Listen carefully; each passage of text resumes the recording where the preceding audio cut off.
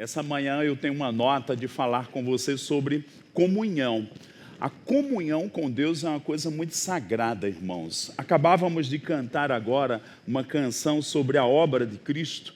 E eu quero que você abra a sua Bíblia comigo em Efésios capítulo 2, verso 13. Diz assim: mas agora em Cristo Jesus, vós que estáveis longe, fostes aproximados pelo sangue de Cristo.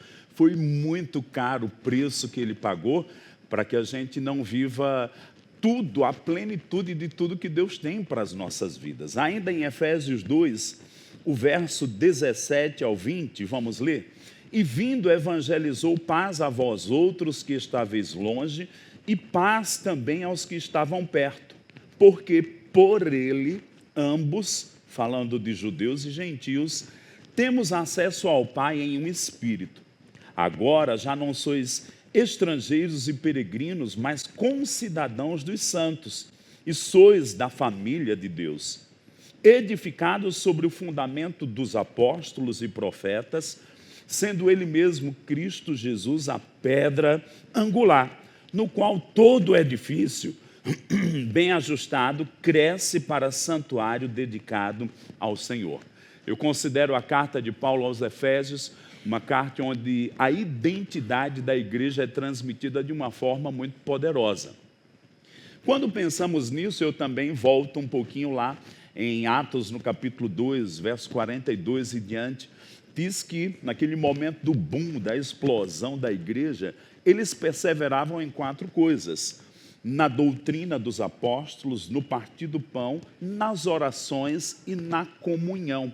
Eram como 4 pilares. E como eu disse, vamos pensar um pouquinho sobre essa verdade da comunhão. Como vimos aqui em Efésios, Cristo fez uma tamanha obra, e a ênfase que eu quero dar é no verso 18. Porque por ele temos acesso ao Pai em um Espírito.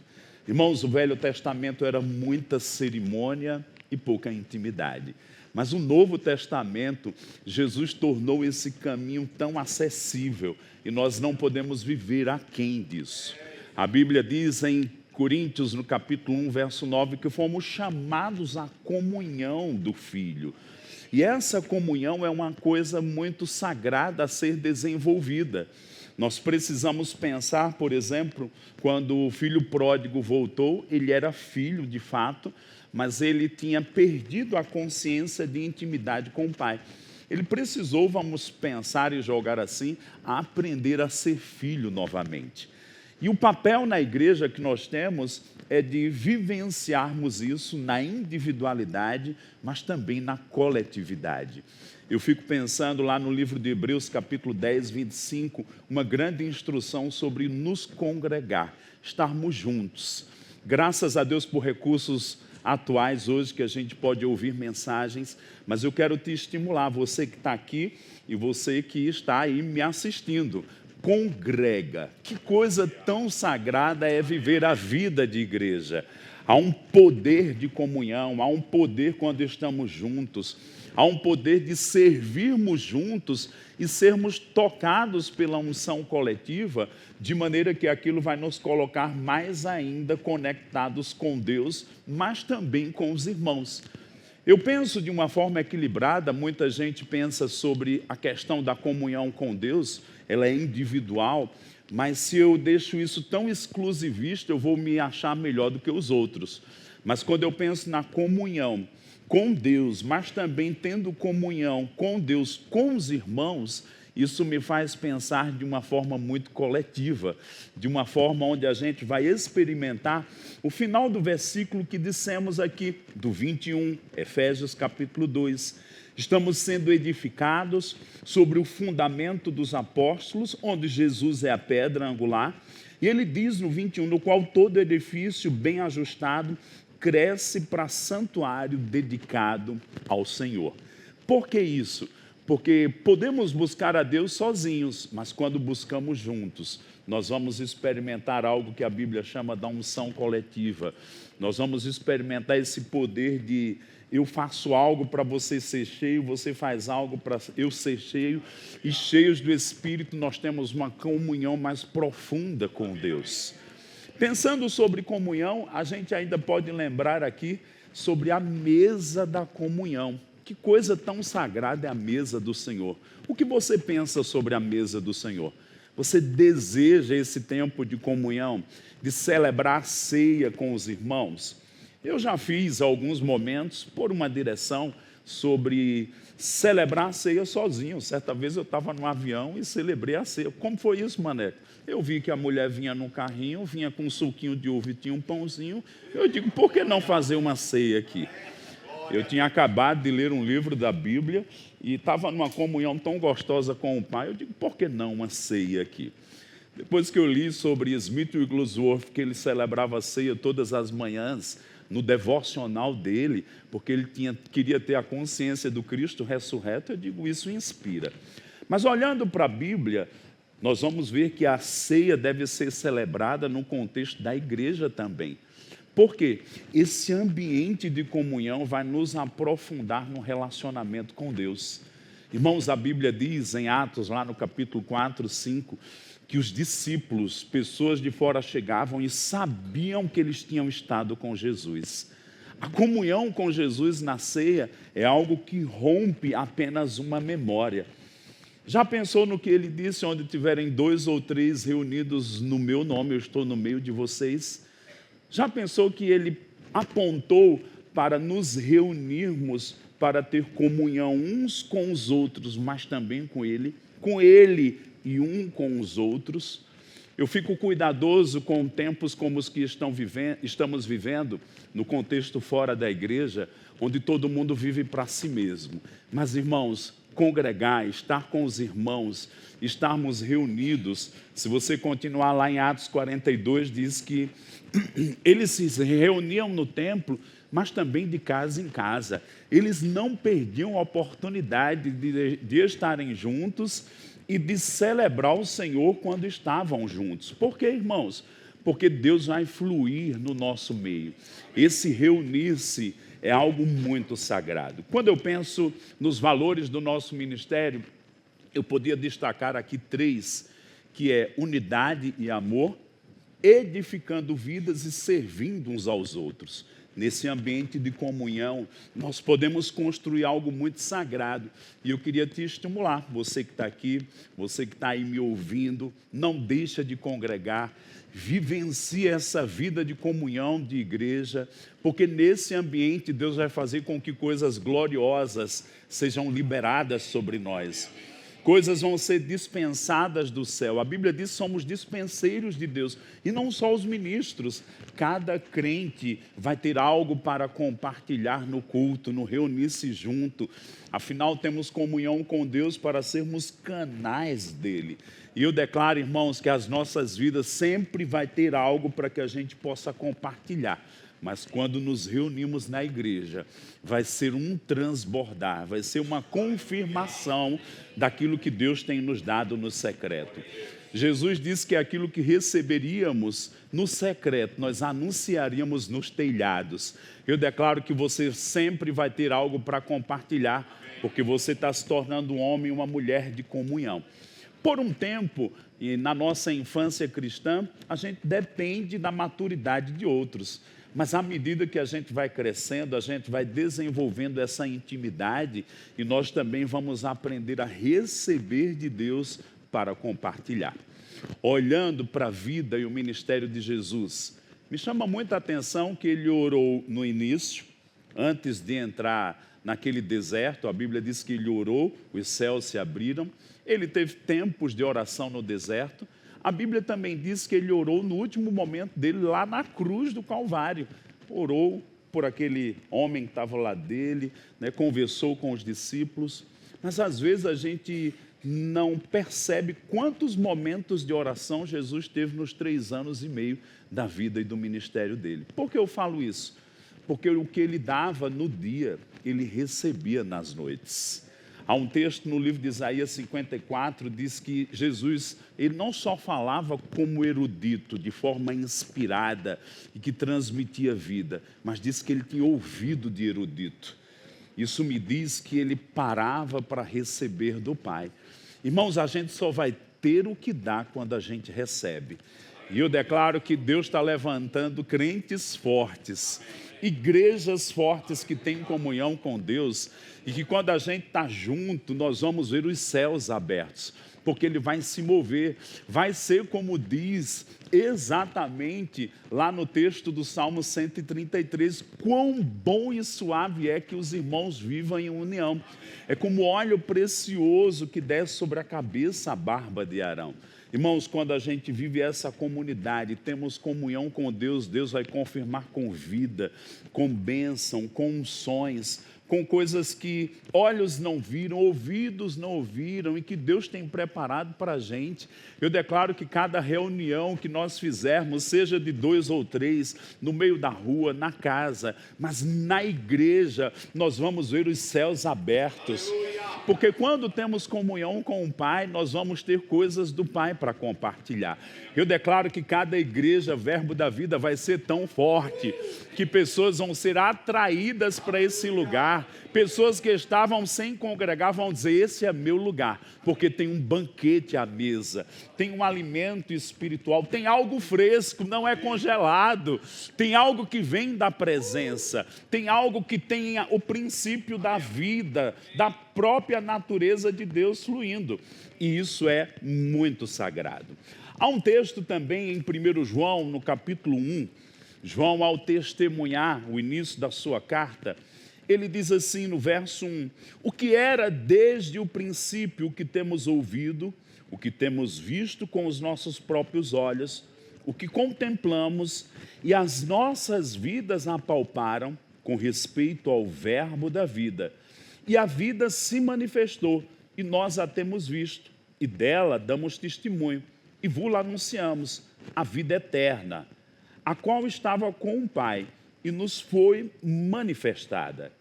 O que temos visto e ouvido, anunciamos também a vós outros, para que vós, igualmente, mantenhais comunhão conosco. Ora, a nossa comunhão é com o Pai e com o seu Filho, Jesus Cristo. Estas coisas, pois, vos escrevemos para que a nossa alegria seja completa. Nos dias atuais, nós entendemos que Jesus é o Verbo encarnado. Naqueles dias, João estava confirmando isso. Nós vimos o Verbo, a palavra de Deus, o Verbo da vida se manifestou. E que bênção que nós temos o nome do nosso ministério, o Verbo da Vida. É porque o Cristo vive, irmãos. As nossas igrejas vão andar nessa revelação. Mas ele diz aqui que mantemos comunhão uns com os outros e com o Pai. Essa é a proposta de Deus, fomos reconciliados para a comunhão, não saber apenas que tem um caminho para Deus, mas me achegar. Cantávamos aqui sobre a redenção, lemos um texto de Efésios capítulo 2, e é interessante que a Bíblia diz que quando ele morreu o véu do templo se rasgou, era Deus dizendo vem, isso tudo foi feito para que tenhamos comunhão, precisamos desenvolver essa comunhão. Mas essa comunhão vertical vai afetar minha comunhão horizontal. Não pode ser uma coisa egoísta, só para mim. Eu vou conhecer Deus, mas eu também vou transmitir Ele para os outros. Eu vou anunciar as virtudes dEle àqueles que ainda não conhecem. Eu vou edificar outros que ainda estão saindo de uma infância para um crescimento. E ainda continuando em 1 João, no capítulo 1, o verso 5, diz assim, ora, a mensagem que da parte dele temos ouvido e vos anunciamos é esta, que Deus é luz e não há nele treva nenhuma. Se dissermos que mantemos comunhão com ele e andarmos nas trevas, mentimos e não praticamos a verdade. O 7 ainda acrescenta, se porém andarmos na luz, como ele está na luz, mantemos comunhão uns com os outros e o sangue de Jesus, seu Filho, nos purifica de todo pecado. Irmãos, essa comunhão vai redundar também na comunhão com os irmãos. Eu fico cuidadoso com pessoas que se isolam. A Bíblia diz que o isolar-se, buscar os seus próprios interesses, isso é algo muito perigoso. como precisamos vigiar a nossa vida e estimular essa vivência comunitária, corporativa, de estarmos juntos como igreja. Você que tem influenciado pessoas, né, vamos pensar aquele sentimento que Jesus disse que o Pai tem. Quantas vezes eu quis te ajuntar como a galinha junta os pintinhos? Você é dos que ajunta ou você é dos que causa divisão e espalha? Sabe, irmãos, nós devemos ser protetores da visão de Deus para a igreja. É algo que extrapola a nossa própria vivência como verbo da vida, é algo das Escrituras. A Bíblia diz que somos chamados para edificar uns aos outros, proteger a vida uns dos outros, levar as cargas uns dos outros. Eu declaro que pessoas vão encontrar sim socorro onde tiverem 2 ou 3 crentes. Eu declaro que muitas vezes falta até coragem de dizer suas necessidades, mas o Espírito vai revelar e vai ser notório que Deus habita no meio de nós, pelas palavras, pela ajuda, pela mão estendida, pela graça que você vai encontrar no ambiente de culto, de reunião de irmãos, para que possamos experimentar tudo que Deus tem para nós. Vamos abrir ainda em Coríntios, no capítulo 1. Eu citei agora há pouco, 2 Coríntios, capítulo 1.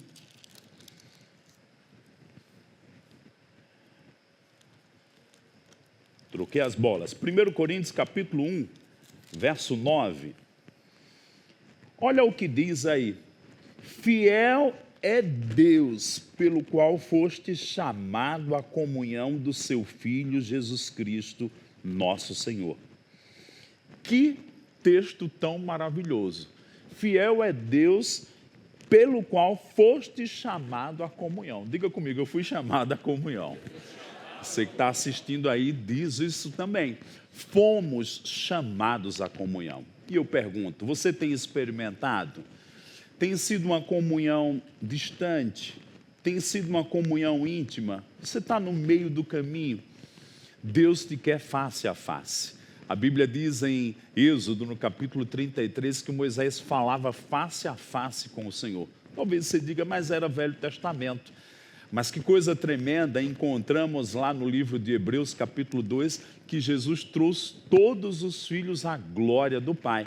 Ou seja, é o mesmo lugar de comunhão e intimidade. Mas por que eu voltei aqui para esse texto, 1 Coríntios, capítulo 1, verso 9? Fiel é Deus, pelo qual foste chamado à comunhão do seu Filho Jesus Cristo, nosso Senhor. Porque o verso 10, o seguinte, é um dos principais versos da nossa família Verbo da Vida. É algo que o pastor Bud falava, ainda falamos, ainda tocamos nesse princípio da firmeza doutrinária, do falar todos a mesma coisa. Olha o que ele diz. Rogo-vos, pois, irmãos, pelo nome do nosso Senhor Jesus Cristo, que faleis todos a mesma coisa e que não haja entre vós divisão. Antes, sejais inteiramente unidos na mesma disposição mental e no mesmo parecer. Paulo traz esse texto porque ele vai lidar com coisas que estavam trazendo problemas e divisões nas igrejas. Nós estamos aqui, esse mês de setembro, que temporada tão boa, 2 conferências do nosso ministério, onde os líderes, os pregadores, os pastores, as famílias estão juntas recebendo uma influência ministerial. Influência essa em que ela vai se desdobrar em cada igreja, em cada trabalho, em cada obra, em cada novo ponto de pregação que esteja se estendendo. Mas ele diz aqui, fala sobre falarmos todos a mesma coisa, depois de falar de comunhão. Sabe, irmãos, a nossa vida de comunhão com Deus, ela tem um poder tão grande de nos transformar, que nos conecta com os irmãos, nos conecta uns aos outros, nos faz andar junto. E eu penso naquele princípio, 1 põe 1000 para correr, mas 2 põe 10.000. Sabe, irmãos, juntos nós vamos fazer tantas coisas nesses últimos dias. Juntos como igreja, nós vamos manifestar coisas tão gloriosas do próprio coração de Deus no lugar onde a gente está plantado. A Bíblia diz, Paulo falando, que vamos exalar o bom perfume do conhecimento de Cristo Jesus. Pessoas vão perceber algo diferente, algo que não é da terra, algo que é celestial, porque essa é a missão da igreja, é resplandecer a luz, é transmitir a esperança, é falar a palavra da fé, transmitir graça. O Evangelho de João diz que Jesus transmitia graça. Irmãos, eu declaro que a graça vai fluir das nossas vidas, a graça vai fluir dos nossos púlpitos, a graça vai fluir de qualquer ação que estivermos fazendo em nome do Senhor, porque nós vamos manifestar o fruto dessa comunhão com Ele e dessa comunhão uns com os outros. Há algo que o Espírito tem grande prazer quando obedecemos aos princípios da palavra. Como eu falei outrora aqui, a Bíblia diz que Deus ordena e derrama da unção. O que pensar quando Pedro chegou na casa de Cornélio? Irmãos, eu creio que a gente pode impor as mãos e pessoas serem cheias do Espírito Santo. Mas Pedro, quando chegou na casa de Cornélio, mal terminou de pregar, não fez nem apelo, nem para novo nascimento, nem batismo no Espírito Santo.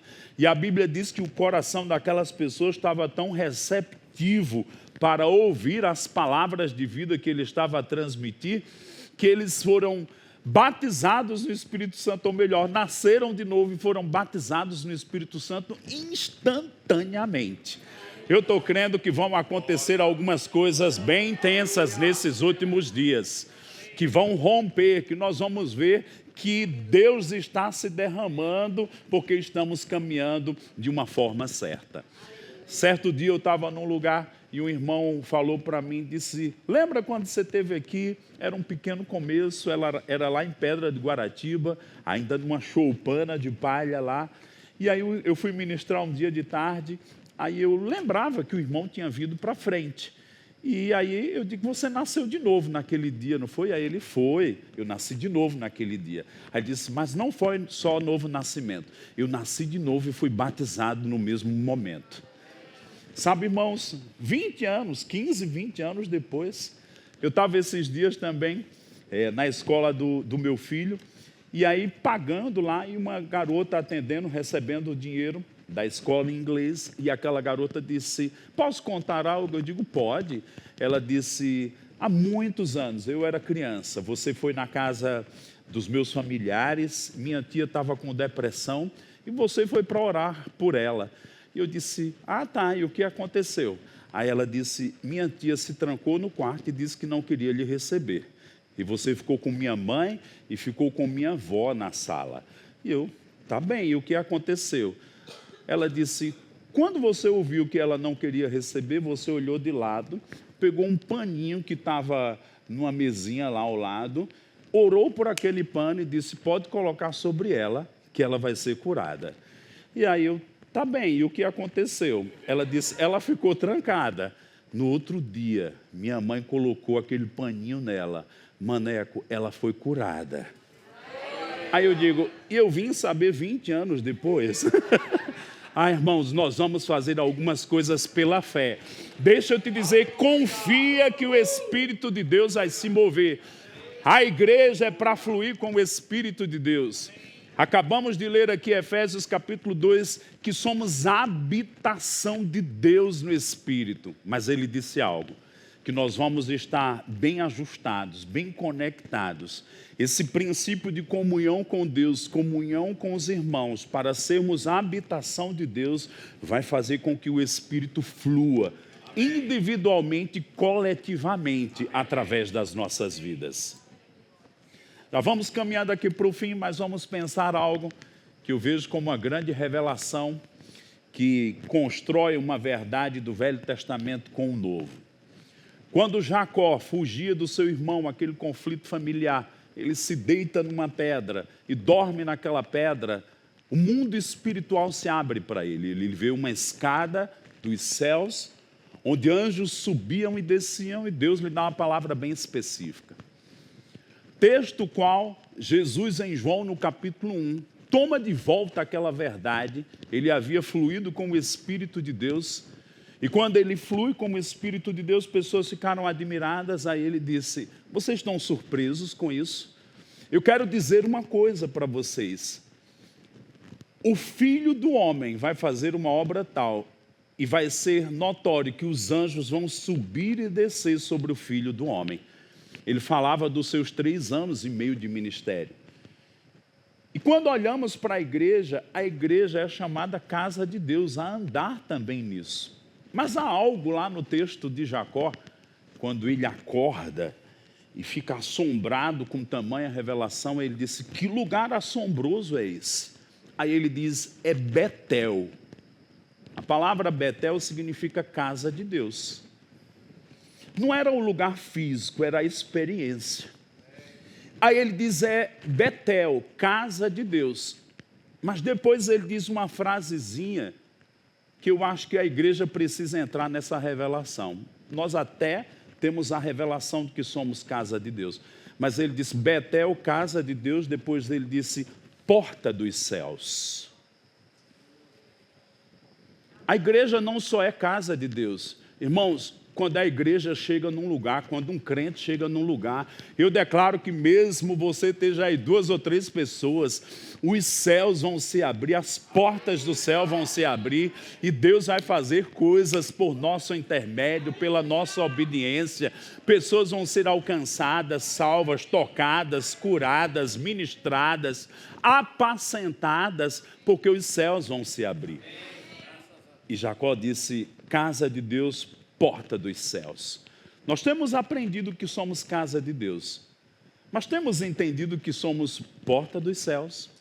Irmãos, quando entendemos o poder dessa comunhão com o Pai, uns com os outros, e de que juntos podemos manifestar o céu onde chegarmos, essa é uma chave muito poderosa para não deixar nada nos intimidarmos. Nós vamos avançar e vamos cumprir o ID. Como lemos em Efésios 2, diz lá, que Jesus anunciou aos de perto e aos de longe. Aqui é a base, mas eu declaro que onde estiver chegando um raminho do verbo da vida, 2 ou 3, talvez você esteja orando: Senhor, que nasça algo aqui. Eu declaro que vai florescer e a seiva vai fluir, a unção que vem do trono vai tocar, pessoas vão ser ministradas, vão ser curadas, vão ter os olhos espirituais abertos e vão experimentar o favor, o amor e a bondade de Deus. É para isso que nos reunimos, é para isso que servimos a Deus, para também servirmos uns aos outros e aqueles que ainda não conhecem o seu caminho, a sua verdade e o seu amor. Eu quero orar por você. Pai, obrigado nessa manhã tão maravilhosa, em que o Senhor nos ergue a um lugar onde vamos operar e viver pelo Teu Espírito. Obrigado pela graça de ser igreja, obrigado pelo caminho que foi aberto no véu da carne de Jesus, e agora temos comunhão contigo. E temos comunhão uns com os outros, Pai. Obrigado, Senhor, por aquilo que o Senhor tem feito, está fazendo e ainda vai fazer nesse ano de 2025. Ainda veremos coisas gloriosas da sua parte por causa da nossa obediência e porque estamos seguindo a Tua palavra. E ela vai se cumprir em nossas vidas, em nossas igrejas, em nossos ministérios, em nome de Jesus.